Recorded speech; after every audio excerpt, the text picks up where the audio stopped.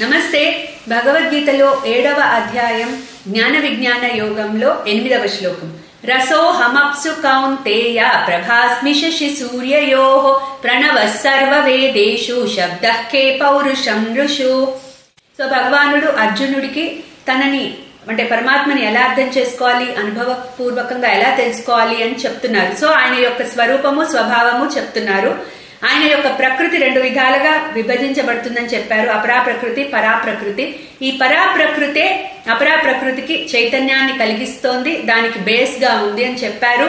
అట్లాగే సమస్త జగత్తుని కూడా నేను దండలో ఒక దారం లాగా, ఎట్లయితే ఒక దండలో దారం దానికి బేస్ అయి ఉంటుందో సమస్త జగత్తుని నేను ఒక దారం లాగా మొత్తం దాన్ని కట్టి ఉంచాను. నేను సమస్త ప్రపంచానికి నేనే పరమ కారణాన్ని ఆధారాన్ని అని చెప్పారు. సో ఇప్పుడేమంటున్నారంటే ప్రతి వస్తువులో కూడా, అంటే మనకి ఈ ప్రపంచంలో ఏ వస్తువులో కూడా ఒక మెయిన్ క్వాలిటీ ఉంటుంది.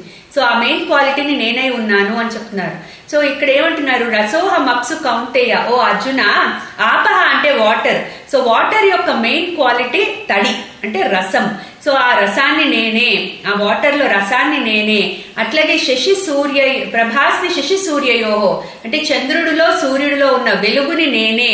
తర్వాత ప్రణవ సర్వ వేదేషు, సమస్త వేదాలు కూడా మెయిన్ గా ప్రతిపాదించే సబ్జెక్ట్ పరమాత్మ. సో ఆ పరమాత్మ అది ఓంకారం ద్వారా ప్రతిపాదిస్తాయి వేదాలు. సో ఆ ఓంకారాన్ని నేనే అని చెప్పి, తర్వాత శబ్దకే పౌరుషం ఋషు. ఈ ఖే అంటే ఇక్కడ ఆకాశం. సో ఆకాశం యొక్క మెయిన్ క్వాలిటీ శబ్దాన్ని ట్రాన్స్మిట్ చేయడం. సో ఆ శబ్దాన్ని నేనే అని చెప్తున్నారు. సో అట్లాగే పౌరుషం ఋషు అంటే మనుషులు. సో పురుషుడు లేకపోతే స్త్రీ. సో ఆ వాళ్ళలో ఉన్న మెయిన్ క్వాలిటీ మ్యాన్లీనెస్ గానీ ఉమెన్లీనెస్.